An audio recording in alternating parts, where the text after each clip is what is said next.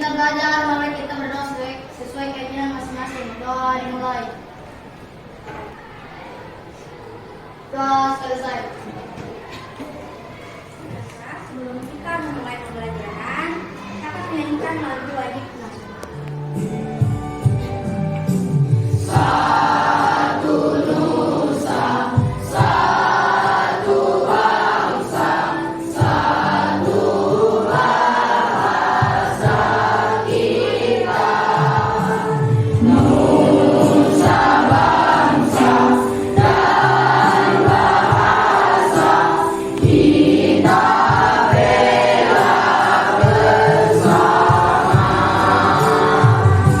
Baik, terima kasih. Selamat duduk kembali. Hari semangat. Hari ini siapa yang bisa hadir, Nak? Alia, Pinta. Kenapa Alia? Alfa. Siapa lagi? Siapa?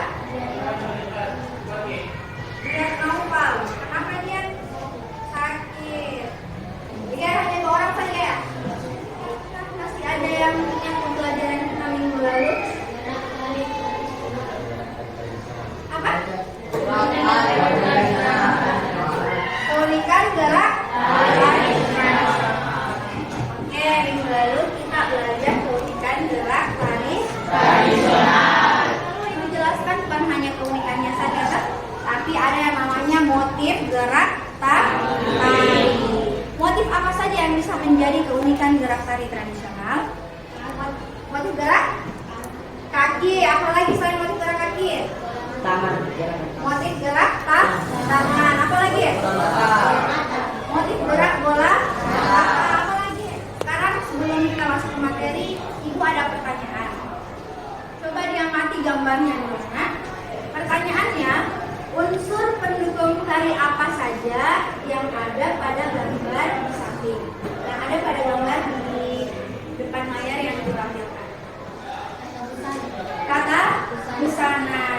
Tepuk tangan dulu untuk teman-teman. Selain kata busana ada unsur pendukung tari apa saja?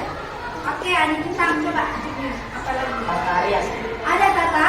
Iya. Iya, betul sekali. Hari ini kita akan masuk ke materi unsur-unsur pendukung tari tradisional. Kenapa kita harus mempelajari unsur-unsur pendukung tari tradisional selain motif? Karena dengan mempelajari unsur-unsur pendukung tari tradisional, kita dapat mengetahui secara spesifik karakter dari sebuah tarian. Nah, kenapa secara spesifik? Iya, karena dengan mempelajari unsur-unsurnya kita tahu, oh tari tersebut menggunakan kata rias, tari tersebut menggunakan baju adat, berarti ada unsur pendukung kata busana. Ada pun kompetensi dasar pada hari ini memahami keunikan gerak tari tradisional dengan menggunakan unsur pendukung tari. Nah, indikator yang kita pelajari kemarin itu indikator yang pertama. Sekarang kita mempelajari indikator yang kedua. Sudah masuk mempelajari indikator yang kedua, yaitu menganalisis rangkaian ragam gerak tari tradisional dengan menggunakan unsur pendukung tari. Nah, tujuan pembelajarannya kita sudah masuk ke pertemuan kedua. Tujuan pembelajarannya itu siswa diharapkan mampu membandingkan keunikan gerak tari tradisional dengan menggunakan unsur pendukung tari. Saya mau kalian dulu bersama teman kelompoknya sebelum mengamati, supaya sebentar lebih gampang lagi bagi kita kelompok satu mana? Baik, coba silakan kita geser kursinya. Ya, kayaknya tidak usah kursinya saya geser. Boleh? Sekarang kita masuk ke materinya. Tadi yang tadi ditanyakan, yang kalian jawab bahwa unsur pendukung tari itu yang pertama ada namanya pola lantai. Yang kedua apa namanya? Kata rias dan kata busana. Yang ketiga namanya properti tari. Properti tari tradisional digunakan sebagai alat-alat yang mendukung dan melengkapi sebuah tarian. Ibu kasih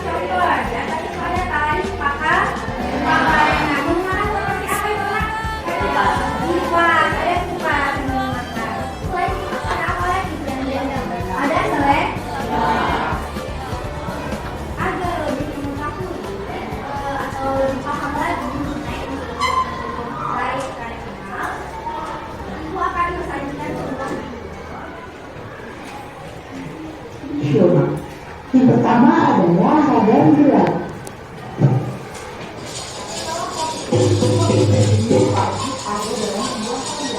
Hadam gerak ini jadi gerak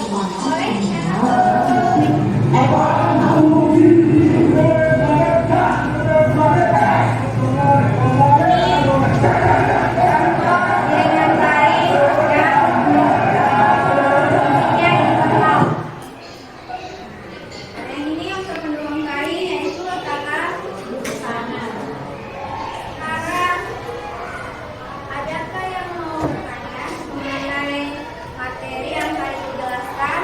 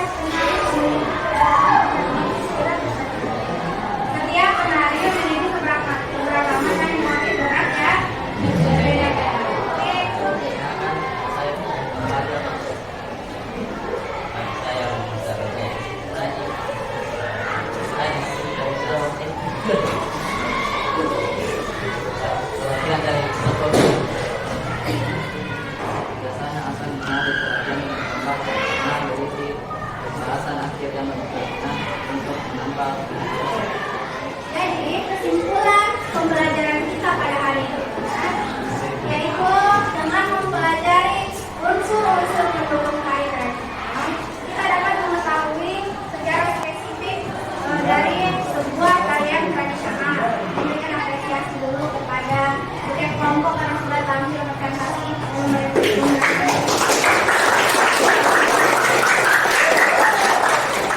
Hasil penilaian presentasi tadi, ada satu kelompok terbaik dalam membacakan hasil diskusi kelompoknya. Kelompok yang terbaik dalam presentasi tadi itu jatuh pada kelompok 4 dengan nilai tertinggi.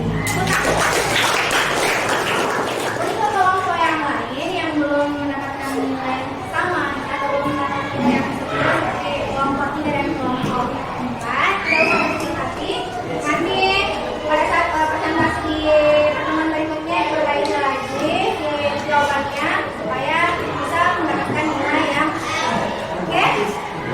Jadi jangan berkecil hati ya, tetap berusaha belajar yang giat lagi supaya bisa sama dengan kelompok 3 dengan kelompok 4.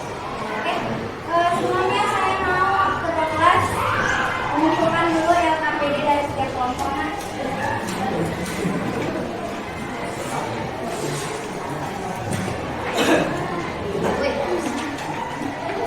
Jadinya dikumpul. Ibu mau bertanya, karena kita sudah pelajari mengenai